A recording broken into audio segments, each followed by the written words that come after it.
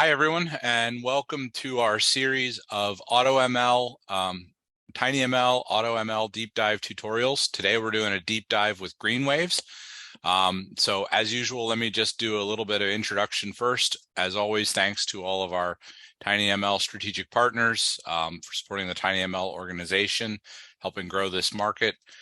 As you might remember, we did a big online forum with a bunch of different participants, including participants from GreenWave and other companies in the tinyML community working on auto machine learning techniques for tinyML.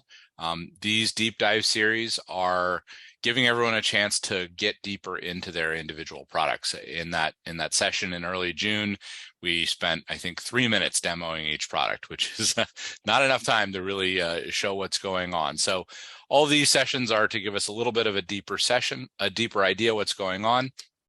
As always, tinyML has a bunch of other activities going on, and just wanted to bring your attention to a few of them. The EMEA, Europe, Middle East, Middle East and Africa Innovation Forum 2022 is happening in just a few weeks in Cyprus. Some really exciting keynote speakers. Definitely, if you have a chance to get there, I recommend it. It'd be a really great event. There are always growing meetup communities. You can use them to keep up on top of all the different activities that are going on, all the online meetups and offline meetups. So you see the QR codes and the URLs to join the tinyML groups, also the LinkedIn tinyML community to keep up to date with things. And there's the tinyML YouTube channel. All of these online events that get hosted by tinyML get posted there. Including this talk will be up in a week or so. And so you can go find those. For example, there's a whole bunch of recent talks from on-device learning. Just yesterday, there was a whole session on or the day before. There's a whole session on neuromorphic engineering. I'm sure those will be up soon. Just kind of a great way to keep up to date with all the really great talks. Without any kind of further delay, Marco Farcelli, an embedded engineer with GreenWaves Technology, is going to kind of do the deep dive for us. So Marco, take it away. Thank you. Thank you, Elias. Hello, everyone. My name is Marco Farcelli. I'm an embedded software engineer at GreenWaves Technology, and I'm one of the main maintainer and developer of the GAPflow, which is the topic that I will present today. Before starting the actual presentation, just a quick overview of the company. So GreenWaves Technology is a semiconductor company founded in 2014. The aim of the company is to design and sell extreme performance, ultra low power chips. Since 2014, we have developed two generations of chips. GAP8 is the first one, which went in production in 2020, and GAP9, which is our latest product, and we just released that. We are almost 50 people with a headquarters in Grenoble in France, but we have offices also in Bologna, Italy, where I am now, and in Shanghai, in China. So what is GAPflow, and what is this presentation about? So GAPflow is a set of tools that we as a company provide to our customers and our users to allow them deploy complex algorithms such as neural network or DSP computational graphs into our chips. How we do that? We do it by converting a computational graph, into optimized C code. Before looking at what are the challenges of doing so and see how we actually do that, let's have a look at the architecture that we are targeting, what we want to achieve, where we want to run this kind of algorithm. This is the block diagram, a simplified block diagram of our GAP9, our chip that we designed and we produce. And as you can see from the picture, it has most of the standard MCU kind of IPs. We have peripheral IOs, we have a central engine core, which is a general purpose core to coordinate all the peripherals or the data that's coming from the sensor, from the external memories. On-chip memory, of course, peripheral micro DMA. But beside of that, so besides the standard computation, standard MCU like of components, GAP9 has into it a really high computational engine, which we call the cluster. In the cluster, we have a parallel programming paradigm with 9 cores. One is the controller core. The other 8 are completely equal cores, which can run code in parallel. We have 4 floating point units. We have tightly coupled data memory, 128 kilobytes. We have a neural engine for CNN acceleration. And the idea of this block is that we can turn it on when we need it, when we want to achieve best performance, when we want to run complex algorithms. We turn it on and we deliver the computation of the algorithm to it in order to be as efficient as possible. And the idea of having these domains totally separated is to turn them off when you don't need them, and in order to save power and save energy. Besides that, another peculiarity, let's say, of GAP9 is the absence of a data cache. It has, however, a hierarchical memory architecture. You can see from the blocks that there are several memories available on the chip, which we call with different levels because of their accessibility. So the L1 memory is the closest to the compute unit, which is the cluster, and it's really fast to access, really low energy per bit, or we can say 1 cycle per access.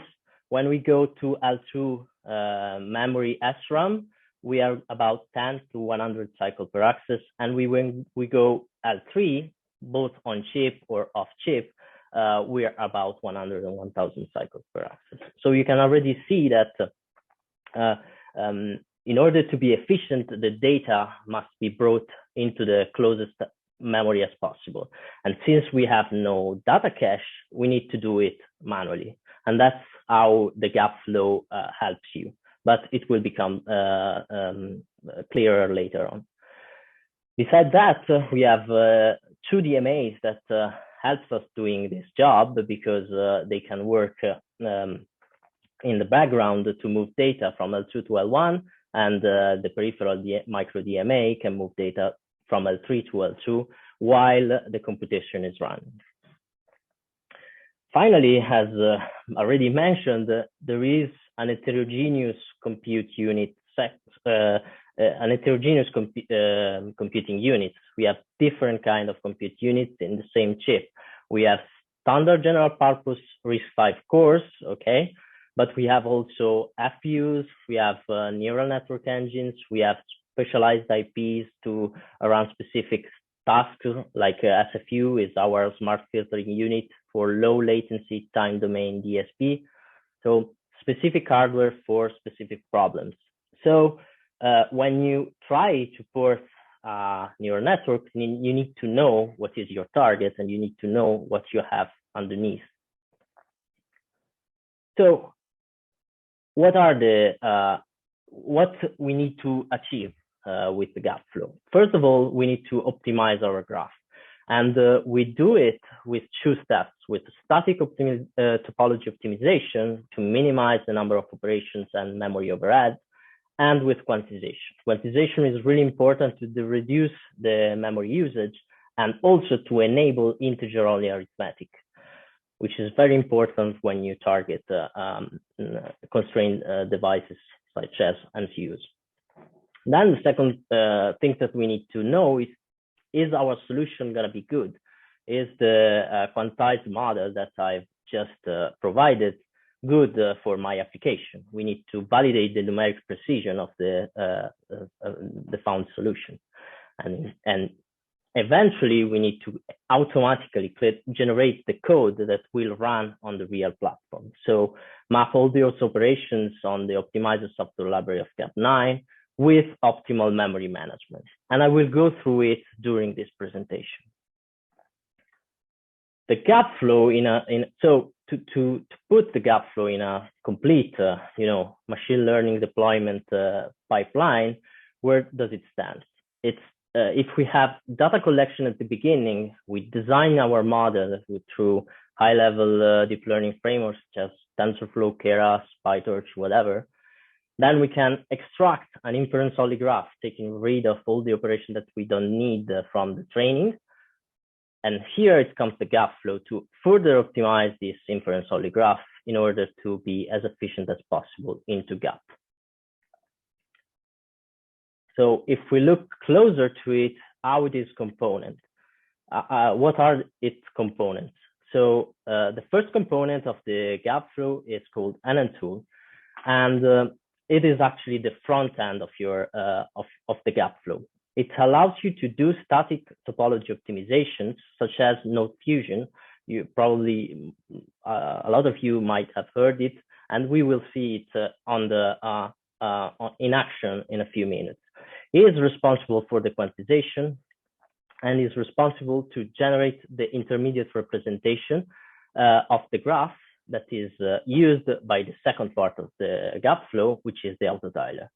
The autotiler is the actual code generator, GAP code generator, that finds the optimal solution for optimal data movement and tile sizes. And finally, actually map the NN operators into an optimizer software library primitives. But why it's so important, the tiling sizes? So as I said before, the architecture of GAP9 doesn't have data cache. So in order to be efficient, though, we need to bring data into the L1, the closest to the compute memory. But as you might notice, 128 kilobytes are not enough for most memories, actually not enough for most of the layers of most networks. So how we do that?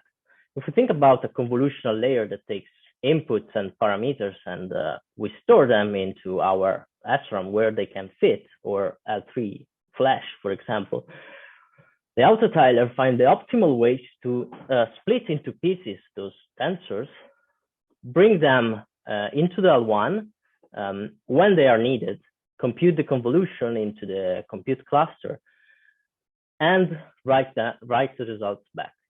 All of these is pipelined in such a way that the data movement and the competition is totally pipelined and as much as possible in the background.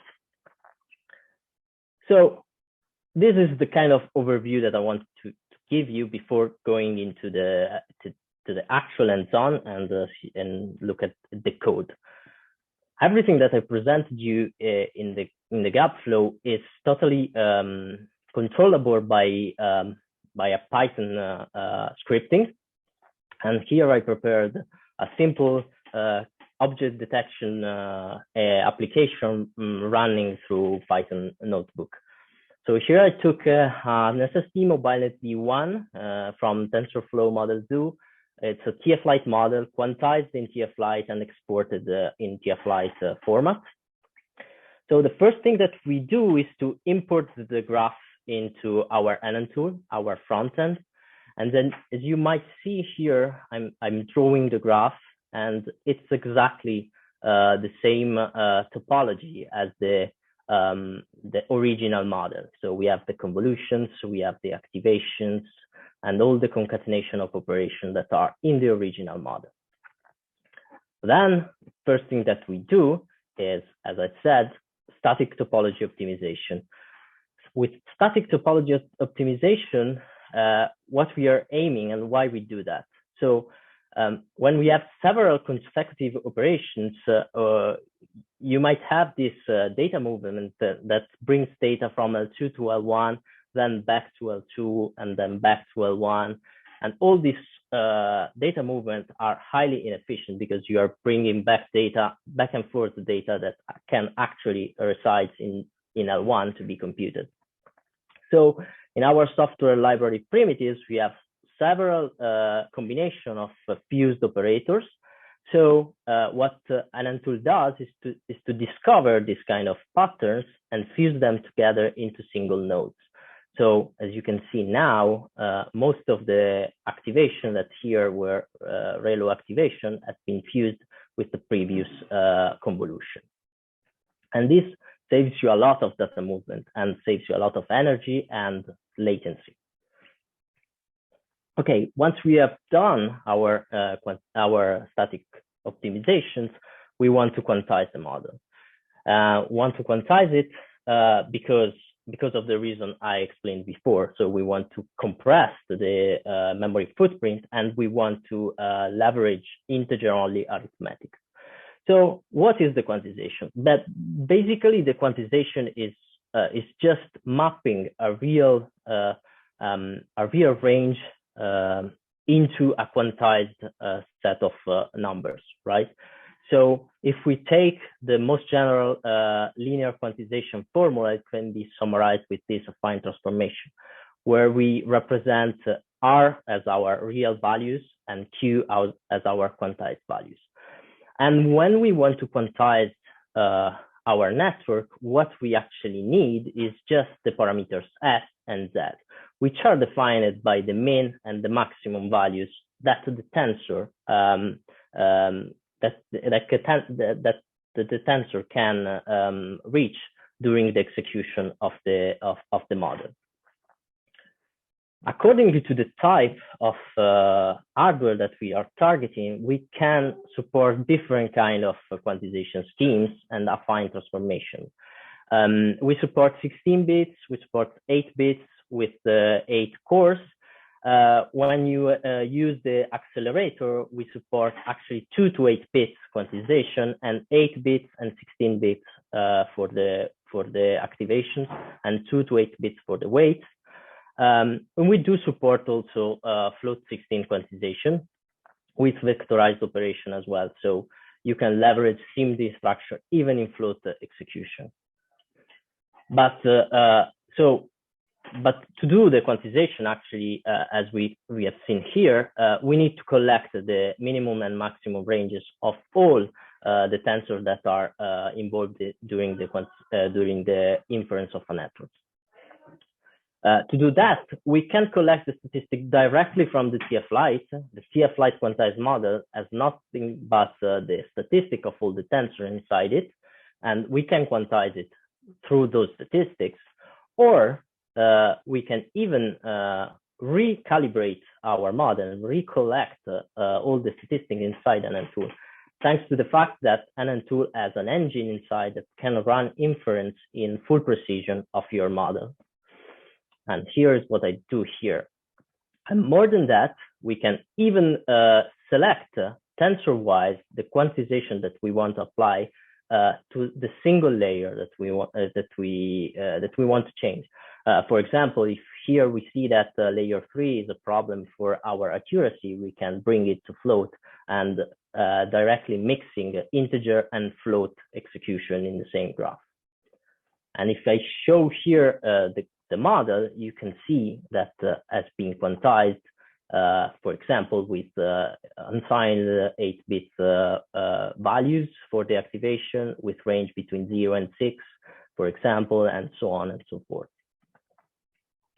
Okay, once the model is quantized and optimized, we need to validate it, okay?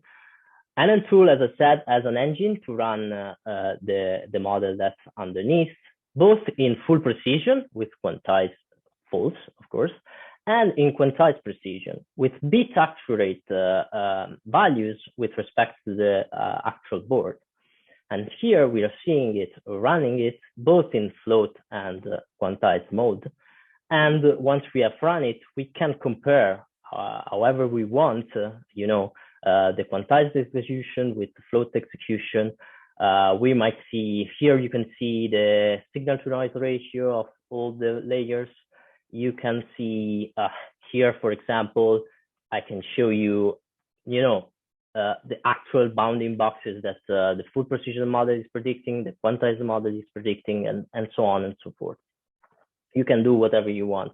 You can assert accuracy and treat the NN tool API, the NN tool APIs for the graph as the real graph, which will run on the platform. This is really useful to assert the quality of your final deployed application.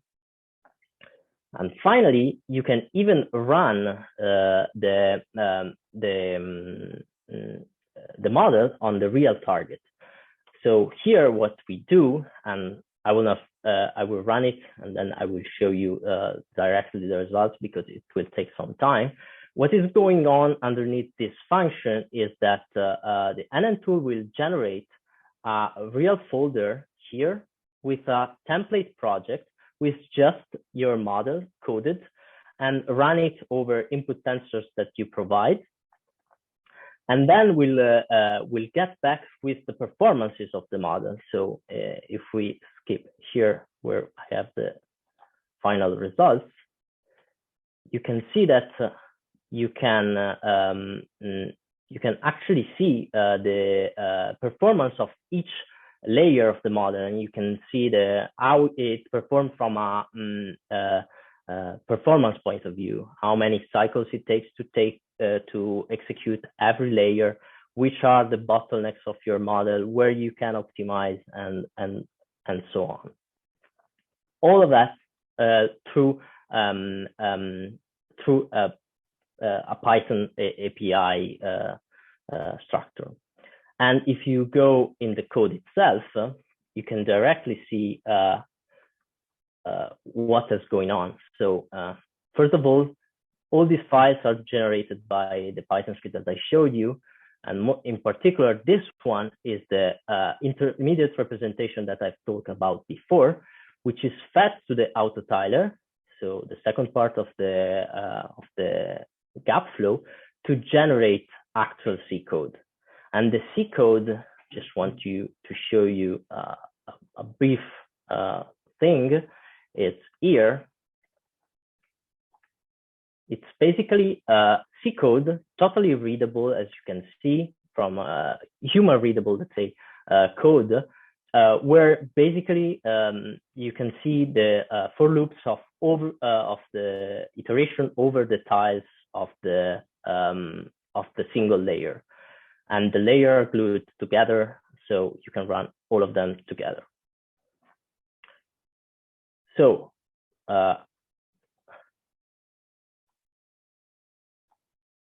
once it has run also the autotiler and generated the gap code, it is compiled and run. In this case, is run with our platform simulator, GVSOC.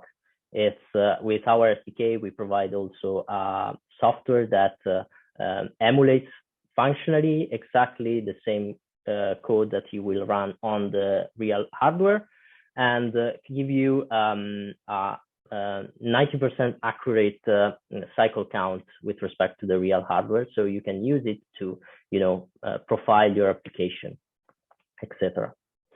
And here you can see, here you can plot the performance, so you can look at them.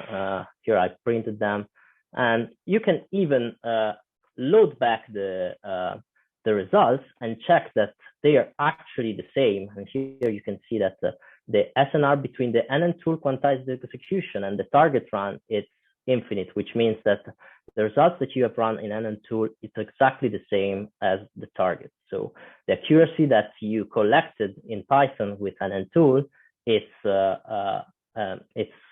trustable, let's say. So what the autotiler did, other than finding optimal solution for the tiles in layer-wise, in a layer-wise fashion, it also has found a solution for the memory allocation over all the networks. Here you can see a memory allocation strategy of the autotiler over a network with 31 layers. And you can see how it allocates constant inputs, outputs of each layer, and how it puts them to fit the budget.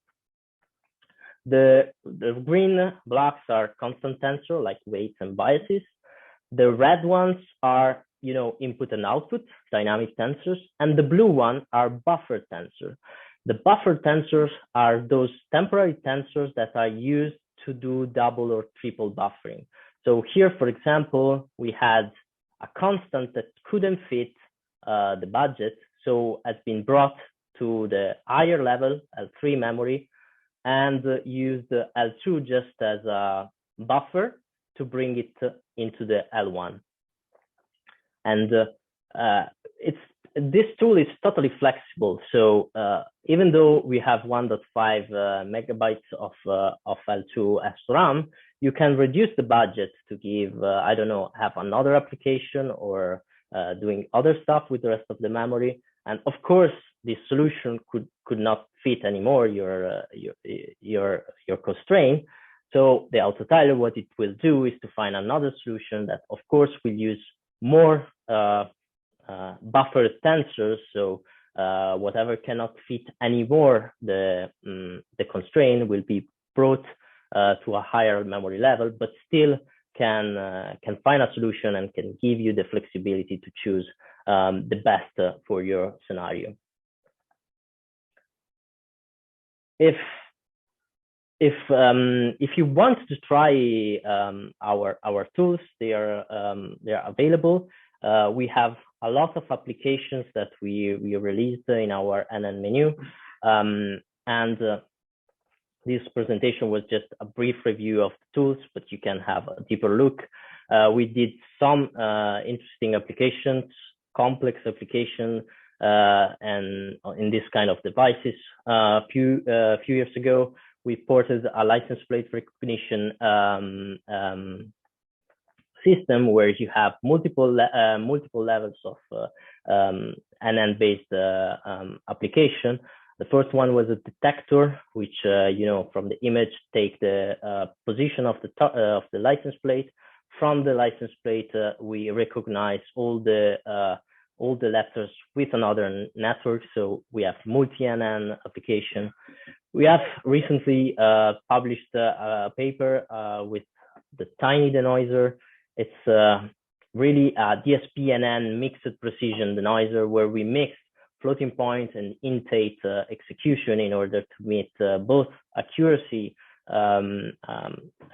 constraint and latency constraint. This is a real latency constrained application where you need to run real time in order to don't feel the delay, and we found this model with this thanks to the GAPflow, we found this quantization approach that allowed us to run it on GAP9 in real time. So if you have any questions, you can post them here. And if you want to further questions, you can contact us and we will be happy to answer you. Yes, so the tool, Luca asked if the tool is open source. Yes, it's open source. You can find it in our GitHub, the GAP SDK. But if you want to use some of the features, you will need to contact us so we can send you the pointers. Do we support every traditional used layers? We support a lot of them. We do support convolutions, pooling, standard layers. We support LSTM, RNN, GRUs. We support also, broadcasted operations. Most of the most used ones, SQRT, power, and this kind of stuff. But if you want a full list, you need to download the SDK, and you can see in the tool itself what is supported and what is not. We're just typing help on the command line, and you will see all the supported operators. Okay, I can handle a couple of questions online. The GAP9 is it already on sale? We're already sampling out to customers, and if you want to get hold of it, then you need to contact us.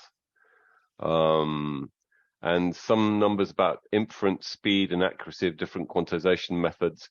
There are some stats and things, mostly on GAP8 on our website. Obviously, there are differences between different quantization methods, depending on whether you use the NE16 or not. And we have a lot of statistics on that.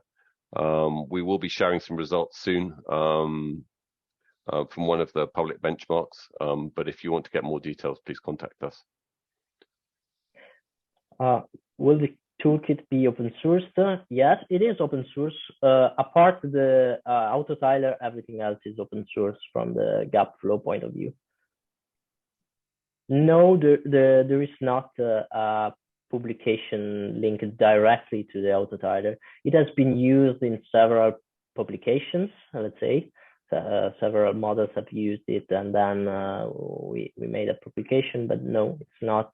There's no publication specific for the autotiler or the GAPflow in general. What's the performance difference to search individual tiling for each layer? The performance, so actually the autotiler is really fast to find a solution. What's your question about how much time did it get? Does the autotiler get to find a solution, or it's about it's the difference between the solution that it found? Because the autotiler is really fast to find a solution because it uses not the whole possible solutions. It uses heuristics to sample the whole space. And it tries to find the best solution from an energy point of view, trying to solve an optimization problem. It uses heuristics though, but yeah, it is quite the heuristic has been proven to be quite good as a proxy of the latency and energy. It's perhaps, Marco, it's perhaps worth mentioning that in many cases, the autotiler will achieve completely hiding data transfer behind the computation. So it does a very good job of both hiding things behind the computation and also not transferring things multiple times, so wasting energy transferring things around the chip multiple times.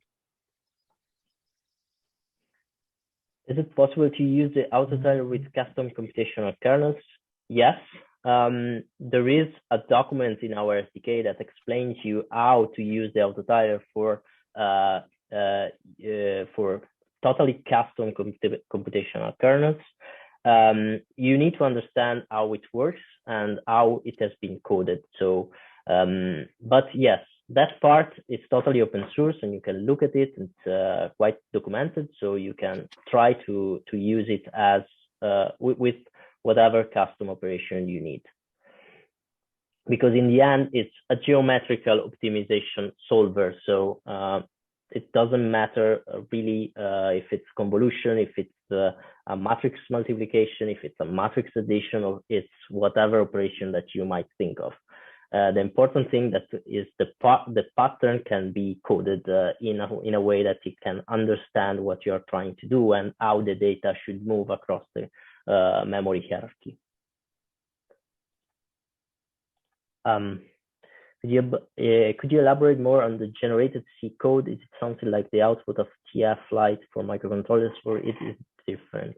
No, it is different. It is the C code that is generated. It's really gap dependent, as all the functions that are supported by our software library, and it binds all the memory movements. The memory movements are calling Gap API for using the DMA, for example, and the actual computational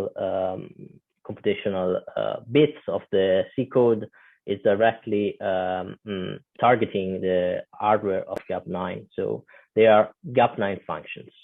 It's also worth saying that it's not interpreting the TFLite file. The TFLite file is no longer there. Exactly. So in the case of TFLite for microcontrollers, you kind of compile that into a header. Here that's compiled into C code, so it runs directly. The C code is then compiled with RISC-V GCC, and it's run on the chip. And I didn't get this question. I kind of understand it. You could. The thing is that the quantization result is I mean, there's two things in the quantization result. One is the ranges that have been found, which might be interesting for you. The actual quantization of a specific layer relates to the kernel and the way that the kernel implements the quantization. So that probably wouldn't be very interesting for any other purpose, because the kernel that you'd be targeting would be different. Okay.